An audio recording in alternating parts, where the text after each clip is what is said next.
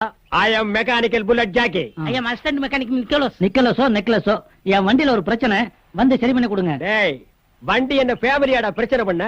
உன் வண்டி என்ன வண்டி? டூ வீலர் தான். டேய் இங்க நிக்கிறது எல்லாமே டூ வீலர் தான்டா. உன் வண்டி என்ன பைக்கா? இல்ல. ஸ்கூட்டரா? இல்ல. எம்ஐடியா? இல்ல.